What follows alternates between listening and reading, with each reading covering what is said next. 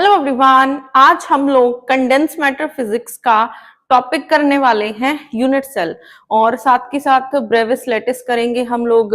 और साथ के साथ इस यूनिट में हम लोग पढ़ेंगे टाइप्स ऑफ यूनिट सेल, जैसे प्रिमिटिव यूनिट सेल क्या होते हैं, नॉन प्रिमिटिव यूनिट सेल क्या होते हैं। इन सब के बारे में आज के लेक्चर में हम लोग पढ़ने वाले हैं, क्योंकि बहुत इंपॉर्टेंट लेक्चर है। पेपर में इसमें से एक क्वेश्चन पक्का आने वाला है, चाहे वो आपको बेसिस से पूछा जाए, चाहे आपको लाइक यूनिट सेल से पूछा जाए, ठीक है, उसकी टाइप से पूछा जाए, तो एक क्वेश्चन तो पक्का है इस वीडियो से। तो बहुत इंपॉर्टेंट वीडियो है। चलिए हम लोग स्टार्ट करते हैं कंडेंस मैटर फिजिक्स। सबसे पहले कंडेंस मैटर फिजिक्स में हम लोगों ने क्या करना है, हम लोगों ने सीखना है कि क्रिस्टल बनते कैसे हैं। ठीक है, क्रिस्टल बनते कैसे हैं। तो क्रिस्टल बनाने के लिए सबसे पहले हमारे पास आ जाता है यूनिट सेल। ठीक है, सबसे पहले हमारे पास क्या आ जाता है, यूनिट सेल आ जाता है। अगर आप अभी यूनिट सेल की बात करो, ठीक है, यूनिट सेल क्या होता है। यूनिट सेल सबने सुना होगा कि भाई स्मॉलेस्ट यूनिट है, ठीक है। अगर हम लोग उसको रिपीट करते जाएं तो हमारा पूरे का पूरा क्रिस्टल तैयार हो जाएगा। बिल्कुल यही है डेफिनेशन कि यूनिट सेल क्या है, एक स्मॉलेस्ट पोर्शन है जिसको अगर हम लोग 3D में या 2D में रिपीट करते जाएं हमारा पूरे का पूरा क्रिस्टल बन जाए, उसको हम लोग यूनिट सेल का नाम देते हैं। अब यहाँ पे जैसे हम लोग इसको समझें, रियल लाइफ के साथ इसको अगर मैं कनेक्ट करूं, ठीक है, रियल लाइफ के साथ इसको अगर मैं कनेक्ट करूं, जैसे हम लोग अपने घर का नक्शा बनाते हैं, ठीक है, नक्शा बना के फिर घर बनाते हैं, तो उसके बाद क्या होता है, घर में अगर आप स्मॉलेस्ट यूनिट देखो, घर भी हमारे लिए, जैसे अब मैं इस रूम में खड़ी हूं तो रूम भी मेरे लिए एक क्या है, एक क्रिस्टल की तरह ही है। ये एक क्यूबिक क्रिस्टल है, ठीक है, जिसमें रूम में मैं खड़ी हूं वो भी एक क्यूबिक क्रिस्टल ही है। तो अगर हम इस क्यूब का देखें कि कौन सा स्मॉलेस्ट यूनिट है जिसको बार बार रिपीट किया गया कि ये रूम बन गया, तो वो है ब्रिक। ठीक है, वो ईंट है, वो जिसको हम लोग बार बार रिपीट करते जा रहे हैं सीमेंट लगा के, तो हमारा पूरा का पूरा क्या बन जाता है, स्ट्रक्चर बन जाता है। तो यही चीज को अभी हम लोग यहाँ पे समझते हैं। जैसे ये बनाया है हमने, ठीक है, जैसे हमने ये बनाया है, ये क्या है, एक यूनिट सेल है। अगर मैं इसको रिपीट करूं, इधर भी रिपीट कर दूं, ऊपर भी नीचे भी सब जगह रिपीट कर दूं, तो मेरा पूरे का पूरा क्या बन जाएगा, क्रिस्टल बन जाएगा। पूरे का पूरा क्या बन जाएगा, क्रिस्टल बन जाएगा। उसको हम लोग क्या बोलेंगे, उसको हम लोग यूनिट सेल बोलेंगे। जैसे इस डायग्राम में दिखाया हुआ है, अगर आप इस डायग्राम को देखोगे, ये एक यूनिट सेल है, ठीक है, ये एक यूनिट सेल है। यहाँ पे भी सेम चीज बनी हुई है, यहाँ पे भी अगर आप देखोगे तो सब जगह क्या है, अगर हम रिपीटेडली उसको करते जाएं तो पूरे का पूरा हमारा क्रिस्टल तैयार हो जाता है। ठीक है, तो ये था हमारा यूनिट सेल। अब हम लोग नेक्स्ट करते हैं, अब हम लोग नेक्स्ट चलते हैं। नेक्स्ट आ जाता है हमारा लैटिस। ठीक है, अभी हमने जस्ट ये पढ़ा कि यूनिट सेल क्या होता है, अब हम लोग पढ़ते हैं कि लैटिस क्या होता है।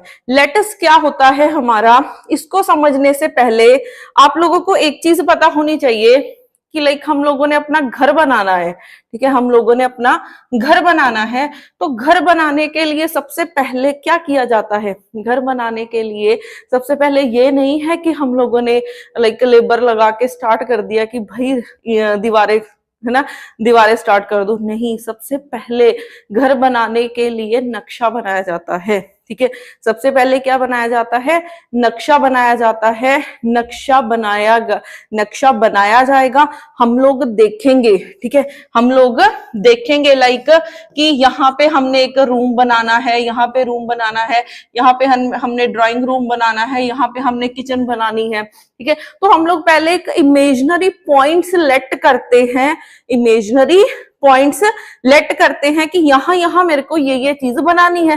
फिर हम लोग उसके ऊपर ईंटें रखते जाते हैं और हमारा क्रिस्टल तैयार हो जाता है। ठीक है, हमारा क्रिस्टल क्या है, तैयार हो जाएगा। तो सेम चीज यहाँ पे है, सेम चीज यहाँ पे है। अगर मैं आपको थोड़ा सा एक ओवरव्यू सा दूं, थोड़ा सा एक ओवरव्यू देती हूँ। जैसे ये बनाया है मैंने, ठीक है, तो ये क्या है, ये हमारा नक्शा है। हमने पहले बनाया कि कहाँ कहाँ पे मेरे को रूम्स बनाने हैं, जो ड्राइंग रूम बनाना है, क्या बनाना है, किचन बनानी है, वॉशरूम बनाने, क्या बनाना है।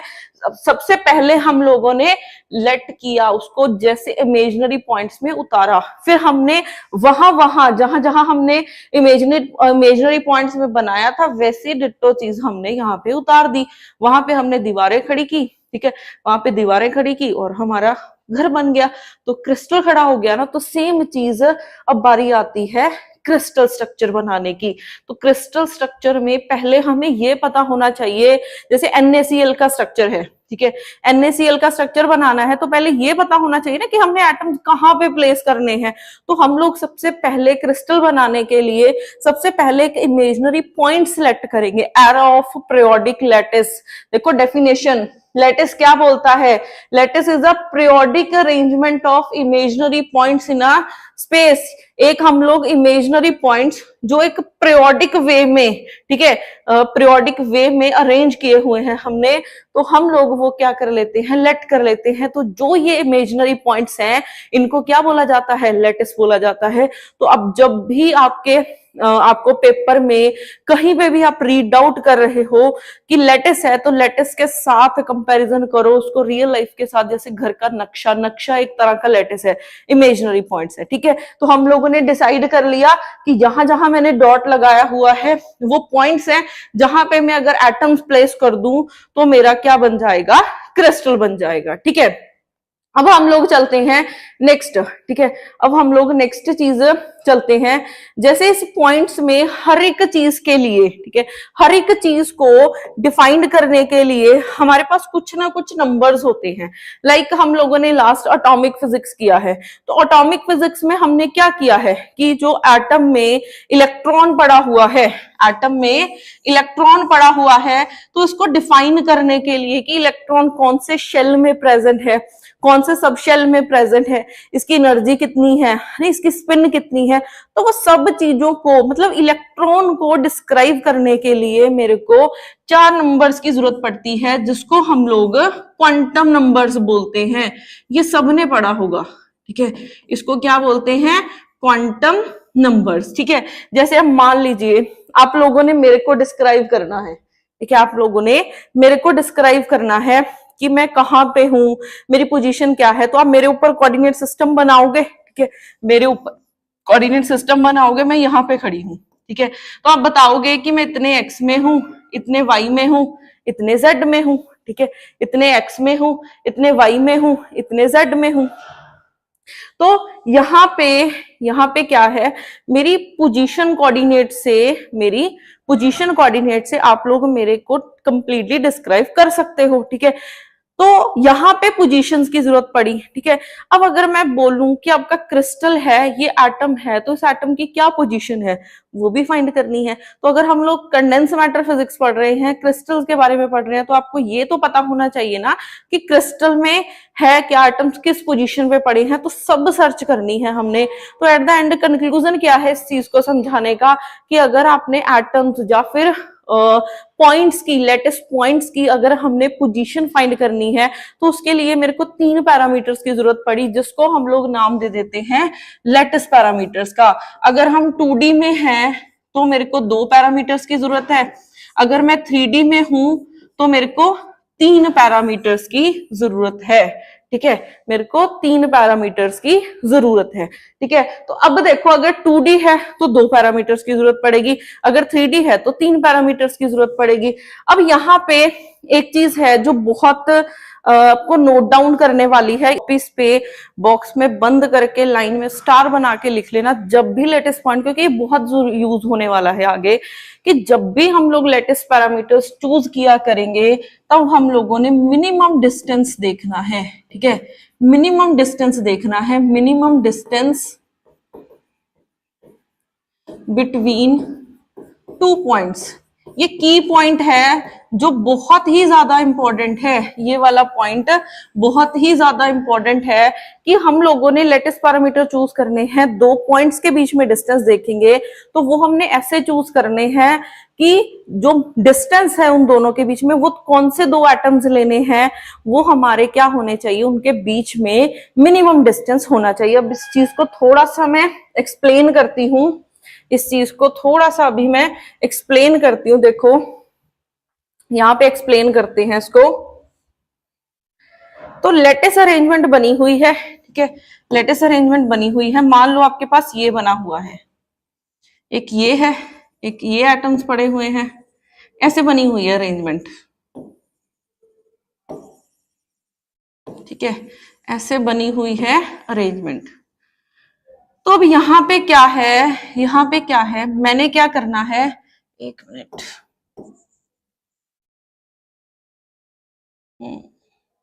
यहाँ पे देखो ये एक तरह की मैंने बनाया छोटा से, ये दो ही रोज बनाई है, ठीक है, जस्ट एक्सप्लेन करने के लिए। तो मैं क्या करूंगी, इन दोनों पॉइंट्स के बीच में डिस्टेंस है ए, इन दोनों पॉइंट्स के बीच में डिस्टेंस है ए, तो मैं इसको बोल दूंगी ए वेक्टर, क्योंकि मेरे को दो पैरामीटर्स लेने हैं ना, इसको बोल दूंगी मैं बी वेक्टर, ठीक है। ये क्या है, एक तरह की स्क्वायर अरेंजमेंट है। अब इस चीज को थोड़ा सा और पीछे की तरफ चलते हैं और डिटेल में समझते हैं। जैसे आपके पास ये बने हुए हैं, ये है, ये पोजीशन है, ये है, ठीक है, सब जगह ऐसे ही बने हुए हैं, सब एटम्स आपके ऐसे ही बने हुए हैं। तो अगर आप देखोगे एक स्क्वायर अरेंजमेंट है, स्क्वायर को रिपीट करते चले जाओ तो आपका पूरा का पूरा क्या बन जाएगा, क्रिस्टल बन जाएगा। तो ये क्या है, एक तरह की स्क्वायर अरेंजमेंट है, ये क्या है, स्क्वायर अरेंजमेंट है पार्टिकल्स की। तो स्क्वायर क्या होती है, स्क्वायर होती है जिसकी चारों के चारों साइड से इक्वल होती है, तो ये भी इक्वल है, ये भी इक्वल है, ठीक है। अब देखो मान लो मैं इसको ओरिजिन मान रही हूँ, ठीक है, इस सेंटर वाले को हम लोग ओरिजिन मान रहे हैं, तो मैं यहां से अपने नियरेस्ट एटम के पास जाना है, मैंने यहां से नियरेस्ट एटम के पास जाना है, तो मैं कहां कहां पे जा सकती हूँ, मैं यहां पे जा सकती हूँ, मैं यहां पे जा सकती हूँ, यहां पे गई तो मैं ए डिस्टेंस ट्रेवल करूंगी, यहां पे गई तो ए डिस्टेंस ट्रेवल करूंगी, इस वाले के पास भी तो जा सकती हूँ ना, यहां पे जाऊंगी तो पाइथागोरस थ्योरम लगाओ, ये बन जाएगा √2 ए डिस्टेंस। तो एक तरफ ए डिस्टेंस है, ए डिस्टेंस है, एक तरफ √2 ए, तो ये तो 1.41 हुआ ना, तो ये तो ज्यादा है इनके कंपैरिजन, तो हमने लेना है मिनिमम, तो ये ही दो पॉइंट्स आएंगे, तो इसको हमने बोला है ए वेक्टर और इसको हमने बोला है बी वेक्टर, ठीक है। तो जब भी हम लोग 2D की बात किया करेंगे तो दो वेक्टर्स लेने हैं, वो दो वेक्टर्स कौन से लेने हैं, ए एंड बी हो जाएंगे। और अगर आप 3D की बात करोगे तो उसमें क्या आ जाएंगे, तीन वेक्टर्स आ जाएंगे, ठीक है। 3D में हमारे पास कितने, 3 वेक्टर्स आ जाएंगे, 3D में हमारे पास 3 वेक्टर्स आ जाएंगे। अब हम लोग नेक्स्ट जो पॉइंट है उसकी बात करते हैं। जैसे अगर मैं, ये तो 2D वाला समझाया ना, अब मैं बात करती हूँ 3D की, ठीक है, अब मैं बात करती हूँ 3D की। 3D में मान लीजिए ये क्यूब है हमारा, 3D में हमारा ये क्यूब है,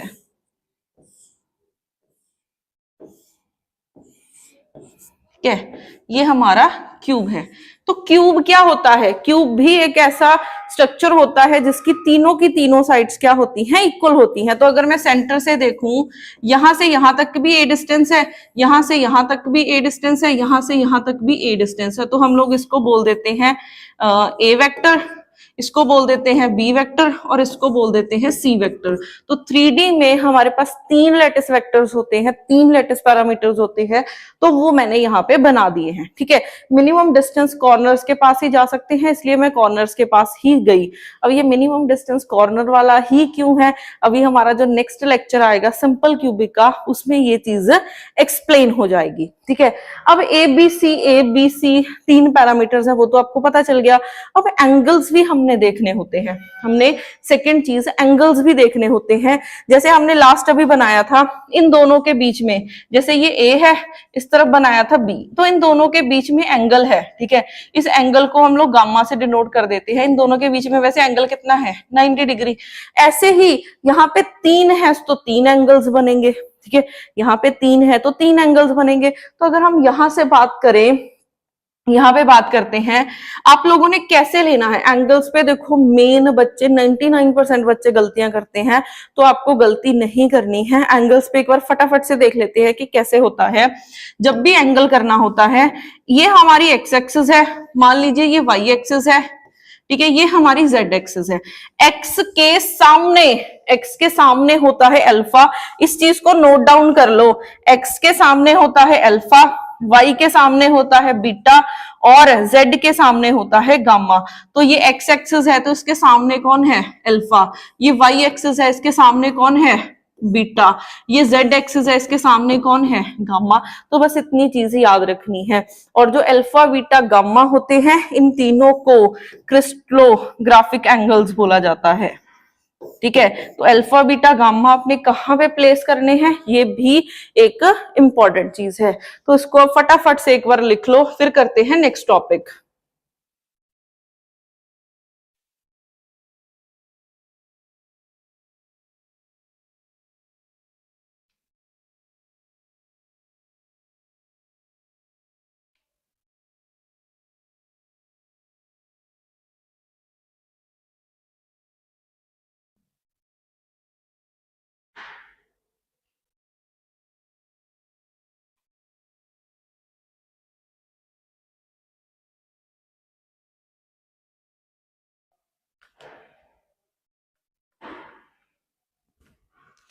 तो अब देखो, अगर आपने ये नोट डाउन कर लिया है, अब नेक्स्ट हमारे पास, तो हमने अभी तक यूनिट सेल पढ़ा है कि क्या होता है, ठीक है, यूनिट सेल पढ़ लिया है क्या होता है, लेटिस पढ़ लिया क्या होता है, लेटिस पैरामीटर्स क्या होते हैं वो पढ़ लिया।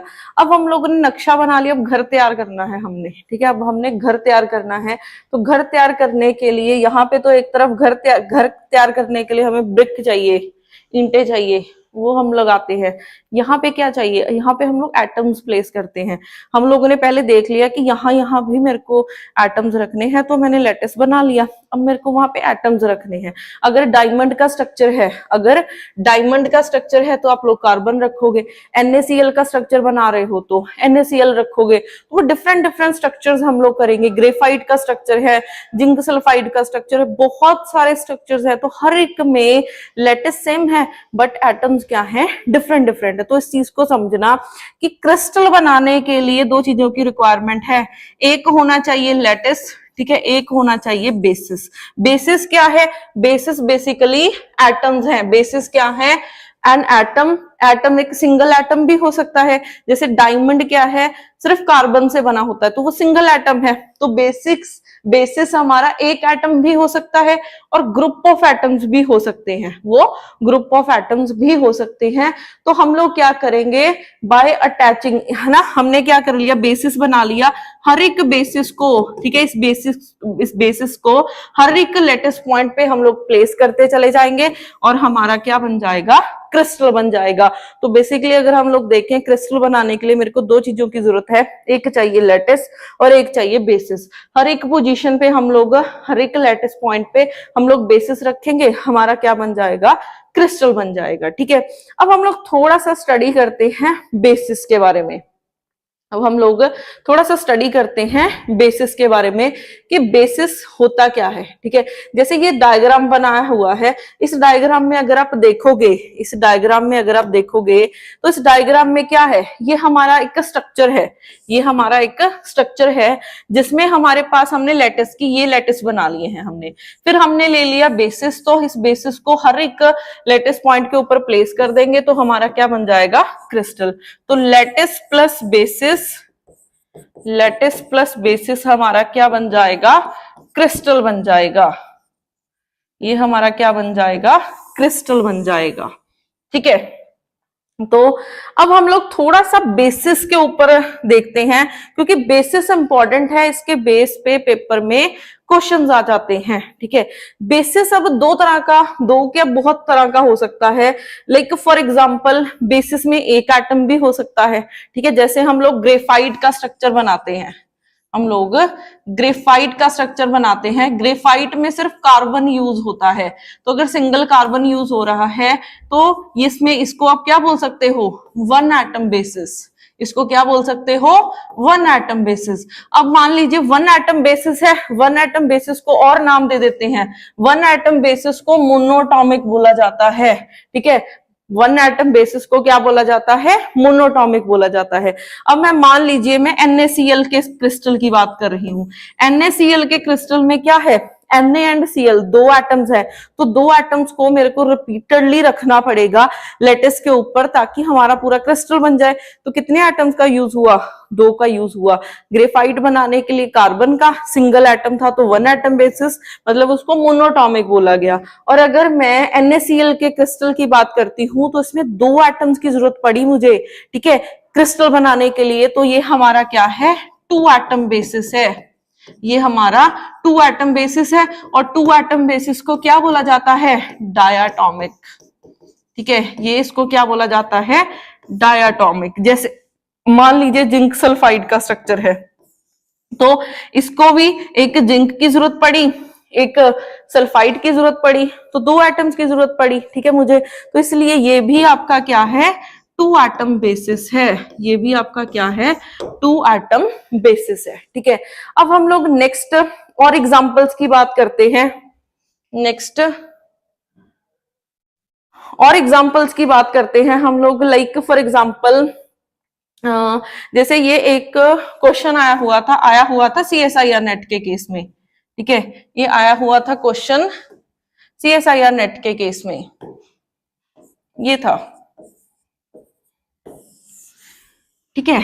तो पेपर में क्या क्वेश्चन आया हुआ था, TGT है, PGT है, सब जगह गेट है, CSIR नेट है, सब जगह इसका यूज होता है, ठीक है। बेसिस में से क्वेश्चन आ जाता है। मैंने आपको बोला था कि इसमें पेपर में एक क्वेश्चन पक्का है कि आएगा ही आएगा। वो कैसे आएगा, घुमा फिरा के भी आ सकता है, तो वो अभी हम लोग वन बाय वन देखेंगे उस चीज को। तो सबसे पहले हमारे पास आ जाता है ये वाला, ठीक है। तो पेपर में आया हुआ था कि बताओ इसमें ये कितने एटम बेसिस है। ये आपको स्ट्रक्चर दे दिया गया, आपको पूछा गया कि कितने एटम बेसिस है, तो उसमें कितने एटम्स हैं, एक एटम ये है, ठीक है, एक एटम ये है, और ऑक्सीजन के कितने हैं, तीन एटम जुड़े हैं, तो टोटल कितने हो गए, 5। तो ये हमारा 5 एटम बेसिस है। तो देखो कितना आसान था, CSIR नेट के लेवल में ऐसा क्वेश्चन आया हुआ था और भी कितना आसान, वो भी 5 नंबर में, ठीक है। तो बहुत बेसिक क्वेश्चन है। सबको लगता है कि नहीं भाई मेरे को तो आता है चीज कि बेसिस आता है, बट आप लोग बेसिक चीजों पे गलतियां करते हैं बच्चे, ठीक है। बच्चे बेसिक चीजों पे, बच्चे आप लोग बोल देते हो कि भाई यूनिट सेल क्या है, यूनिट सेल तो इतना तो हमें पता है कि ये स्मॉलेस्ट यूनिट होती है, बट जब हम लोग इसके डेप्थ में जाते हैं ना, डेप्थ से क्वेश्चन आते हैं। ऐसे यूनिट सेल की डेफिनेशन नहीं आपको पेपर में पूछ ली जाएगी, तो ऐसे इन डेप्थ चीजें पूछी जाती हैं। तो ये हमारा क्या है, 5 एटम बेसिस है। ये हमारा 5 एटम बेसिस है, ठीक है। तो अभी होपफुली कि आपको बेसिस समझ में आ गया होगा कि ये क्या जस्ट एटम्स हैं या फिर ग्रुप ऑफ एटम्स आप इसको बोल सकते हैं, ठीक है। अब हम लोग नेक्स्ट चलते हैं।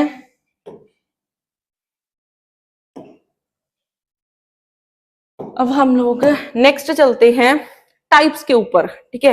नेक्स्ट चलते हैं टाइप्स के ऊपर। तो टाइप्स में क्या चीज होती है, टाइप्स में आपको क्या करना है, यूनिट सेल की 2 टाइप्स होती हैं और श्योरिटी है इसमें से एक पक्का क्वेश्चन हर बार देखने को मिल जाता है, पक्की है ये चीज। तो यूनिट सेल की टाइप्स क्या होती हैं, यूनिट सेल की 2 टाइप्स होती हैं। एक होते हैं प्रिमिटिव यूनिट सेल, ठीक है, एक होते हैं प्रिमिटिव यूनिट सेल और एक हमारे पास क्या होते हैं, नॉन प्रिमिटिव यूनिट सेल। 2 तरह के यूनिट सेल होते हैं, ठीक है।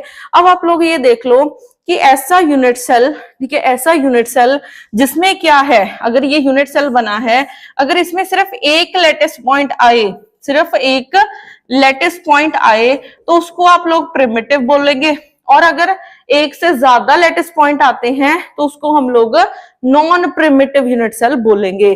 तो यहाँ पे डिफरेंशिएट कर दिया मैंने कि जब भी किसी यूनिट सेल में एक लेटेस्ट पॉइंट, अब एक चीज याद रखना, हम लोग जब भी कभी प्रिमिटिव या फिर नॉन प्रिमिटिव चेक करते हैं, इस चीज को तो गांठ बांध लो कि जब भी प्रिमिटिव और नॉन प्रिमिटिव चेक करना है तब हमने सिर्फ लेटेस्ट पॉइंट्स की बात करनी है, हमने एटम्स के बारे में देखना ही नहीं है। चाहे इस यूनिट सेल में मिलियन के मिलियन एटम्स क्यों ना प्रेजेंट हो, एटम से मेरे को कोई मतलब ही नहीं है। तभी मैंने एक लाइन भी लिखी हुई है कि it contains more than 1 atom, ठीक है, इसमें भी मोर देन वन एटम हो सकता है, तो एटम से तो मेरे को कोई लिंक है ही नहीं।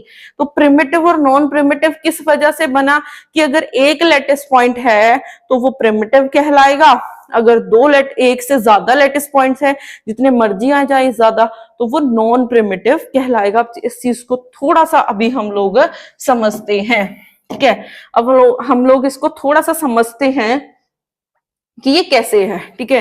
तो इसको समझने के लिए मैं एक लैटिस अरेंजमेंट बनाती हूं, मैं एक लैटिस अरेंजमेंट बना रही हूं।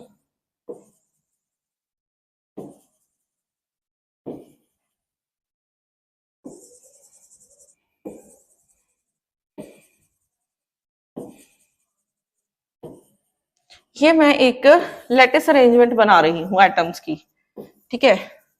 मैंने क्या करना है, एक यूनिट सेल पिक करना है, ठीक है। मैंने एक यूनिट सेल पिक करना है, तो मान लीजिए मैंने यूनिट सेल बना लिया ये, ठीक है, मैंने यूनिट सेल बना लिया ये। अब आपने अगर चेक करना हो कि भाई ये जो यूनिट सेल है ये प्रिमिटिव है या नॉन प्रिमिटिव है, तो इसको चेक करने के लिए आप बोलोगे कि चार एटम्स, चार लैटिस पॉइंट्स आ रहे हैं, तो एक से ज्यादा है तो ये नॉन प्रिमिटिव है। नहीं, लैटिस इसमें कितने नंबर ऑफ लैटिस पॉइंट्स आ रहे हैं ये ऐसे नहीं चेक किया जाता। अब मैं इसकी एक और डायग्राम बनाती हूँ, वहां से क्लियर हो जाएगा। इसको मैं ऐसे बनाती हूँ, इस चीज को मैं ऐसे बनाती हूँ। ये चार एटम्स है ना, ये हमारे क्या है, चार एटम्स है, ऐसे ये चीज ऐसे बना हुआ है। ये थोड़ा सा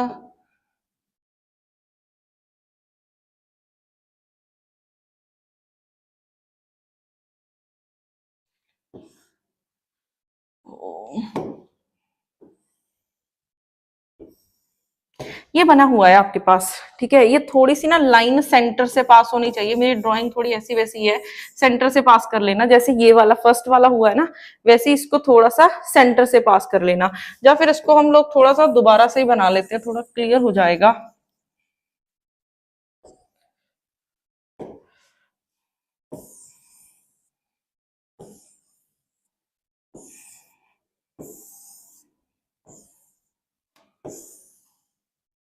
ऐसे है,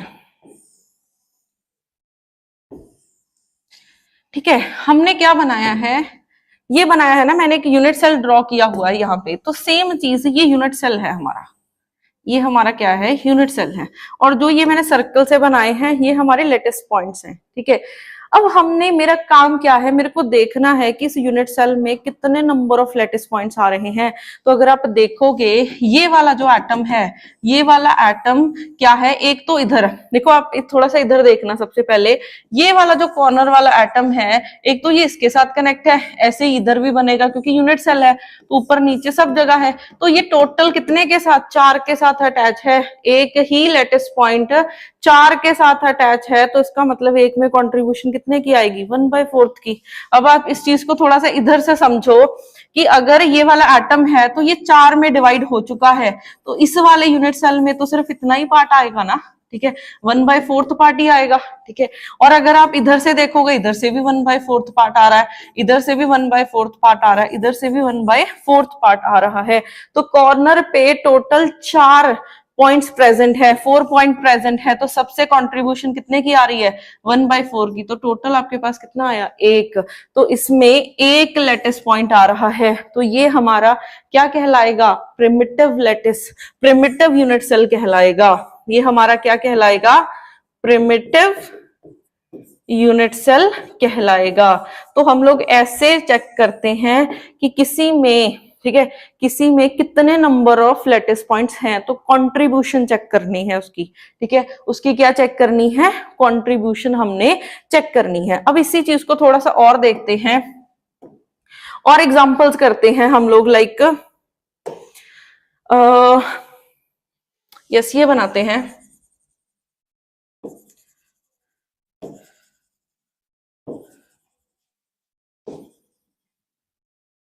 ये बनाई मैंने अरेंजमेंट,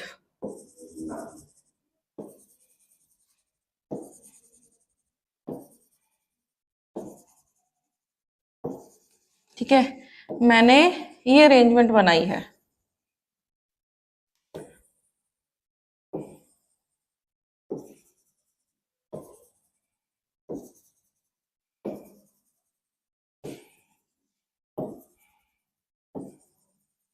ये मैंने क्या है एक अरेंजमेंट बनाई है, ठीक है। तो अब यहाँ पे देखो, यहाँ पे क्या है, मैंने एक यूनिट सेल पिक कर लिया, ठीक है, मैंने एक यूनिट सेल पिक कर लिया, मान लो मैंने ये यूनिट सेल पिक कर लिया। अब आपको चेक क्या करना है, अब आपको देखना है कि क्या ये प्रिमिटिव है नॉन प्रिमिटिव है। ये है हमारा क्वेश्चन कि ये जो यूनिट सेल है वो एक प्रिमिटिव यूनिट सेल है या फिर नॉन प्रिमिटिव यूनिट सेल है, ये हमने चेक करना है।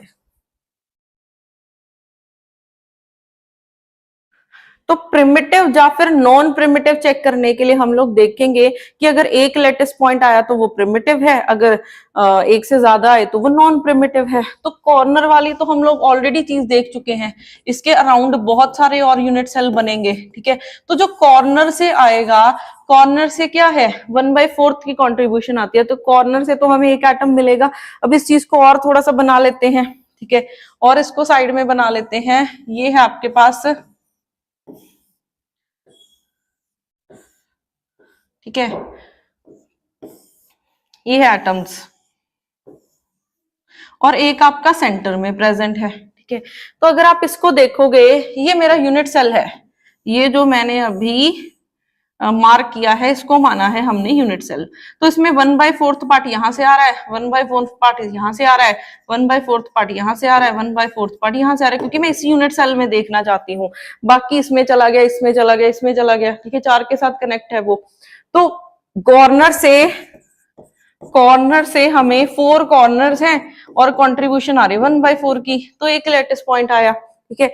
अब यहाँ पे देखो एक सेंटर में प्रेजेंट है, जो सेंटर में प्रेजेंट है वो तो किसी के साथ भी अटैच नहीं हो रहा है, ना वो ऊपर ना नीचे ना किसी के साथ भी अटैच नहीं हो रहा है। देखो पूरे का पूरा इसी के अंदर आ रहा है ना, पूरे का पूरा ये वाला इसी के अंदर आ रहा है। अगर पूरे का पूरा ये इसी के अंदर आ रहा है, इसका मतलब क्या है, इसका मतलब पूरी की पूरी कंट्रीब्यूशन आएगी। तो पूरे का पूरा मतलब 1 + 1 इसमें कितने हो जाएंगे 2।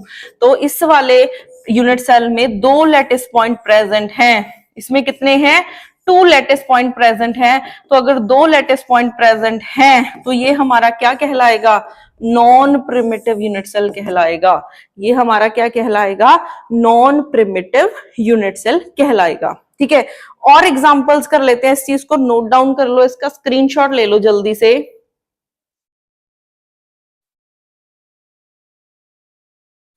ठीक है, तो अगर आपने स्क्रीनशॉट ले लिया है, नेक्स्ट करते हैं। नेक्स्ट और एग्जांपल्स करते हैं, लाइक मैंने ऐसी बनाई अरेंजमेंट।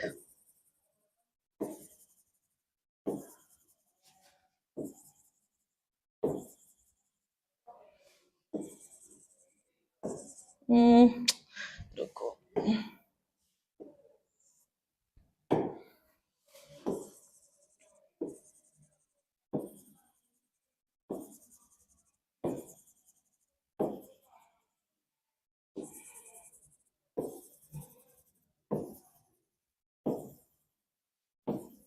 ये है आपके पास, ठीक है, ये आपके पास स्ट्रक्चर है। तो अगर आप इसमें देखोगे, इसमें क्या है, अगर मान लीजिए मैंने ये यूनिट सेल पिक किया है, जो मैंने ये रेड से मार्क किया है, इसको मैं थोड़ा सा और कलर दे देते हैं, जो मैंने ये ब्लैक से मार्क किया है ये यूनिट सेल है। अब आपका टारगेट क्या है, फाइंड करना कि इसमें से कौन ये जो बनाया है मैंने, ये एक प्रिमिटिव यूनिट सेल है या फिर नॉन प्रिमिटिव है। अब आपको इतनी चीज तो क्लियर हो गई होगी कि हर जगह इसके आसपास ऐसे स्ट्रक्चर बनने वाला है। तो जो कॉर्नर वाला है वो 4 के साथ जुड़ेगा, जो कॉर्नर वाला है वो 4 के साथ जुड़ेगा। अब इसका मैं थोड़ा सा स्ट्रक्चर ऐसे बना देती हूँ, इसका स्ट्रक्चर हम लोग ऐसे बना देते हैं।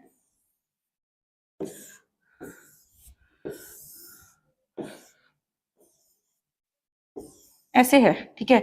तो अगर मैं इसको थोड़ा रेड से मार्क कर देती हूँ, जो मैंने रेड से मार्क किया है ये हमारा क्या है, ये हमारा यूनिट सेल है, ठीक है। कॉर्नर वाले से तो अब क्लियर कट है कि 1/4 पार्ट आना है, कॉर्नर वाले से तो 1/4 पार्ट आ रहा है, दिख रहा है। तो कॉर्नर से हमें 4th पार्ट आना है और 4 कॉर्नर से, तो एक एटम आया। अब 2 एटम यहाँ पे भी प्रेजेंट है, तो यहाँ पे ये सेंटर से हाफ कट हो रहा है, ठीक है। तो यहाँ पे भी एक देखो लाइक यूनिट सेल होगा, यहाँ पे भी एक यूनिट सेल होगा, एक नीचे भी होगा।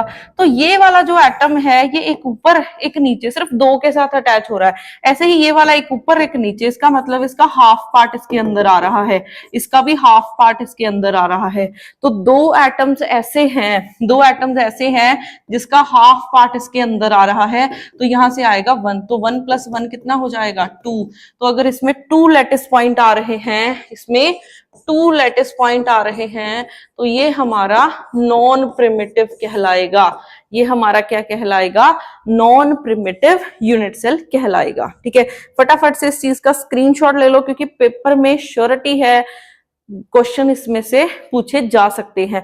बेसिक टॉपिक है बट इन डेप्थ क्वेश्चन आते हैं, तो ये वाली चीजें आपको नहीं पता होती है, तो इंपॉर्टेंट है तो बहुत ज्यादा सिंपल और बेस है ये कंडेंस मैटर का।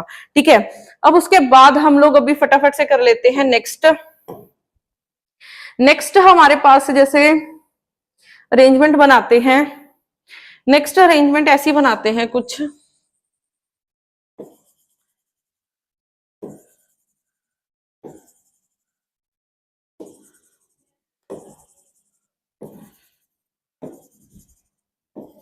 ये है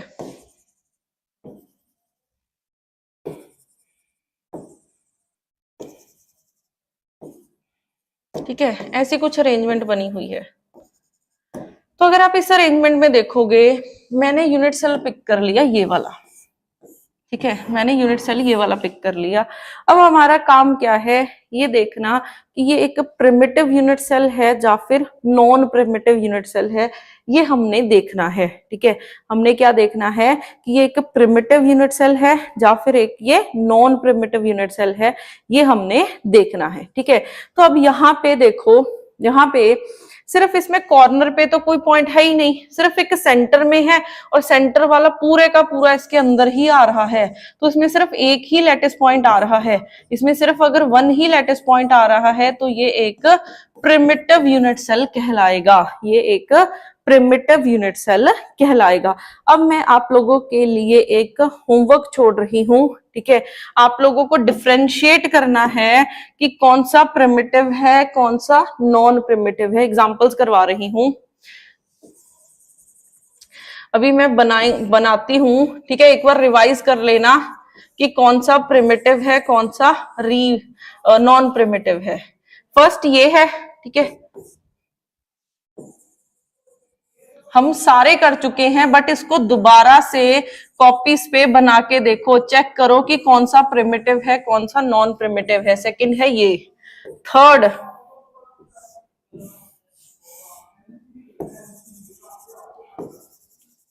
थर्ड ये है।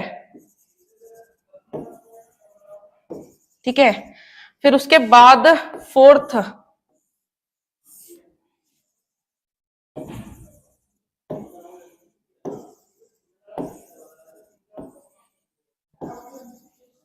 फिफ्थ,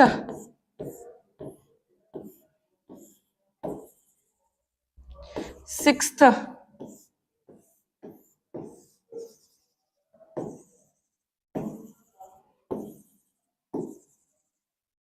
तो ये सारे आपके, एक मिनट। ठीक है, तो ये सारी आपकी एग्जांपल्स हैं प्रिमिटिव और नॉन प्रिमिटिव की। आपका काम है अभी बैठो, इसको आराम से देखो कि कौन सा प्रिमिटिव बनेगा और कौन सा नॉन प्रिमिटिव बनेगा। बाकी हम लोग इसके नेक्स्ट ब्रेविस लैटिस वाला टॉपिक आता है, तो वो हम लोग अपनी नेक्स्ट क्लास में डिस्कस करेंगे। बट तब तक इसके जो आंसर्स है आपने नीचे कमेंट में देने हैं। फर्स्ट का ये प्रिमिटिव आएगा, सेकंड का नॉन प्रिमिटिव, नीचे मेरे को कमेंट बॉक्स में कर देना। ठीक है, रिप्लाई कर देना। बाकी करते हैं नेक्स्ट क्लास में। Thank you.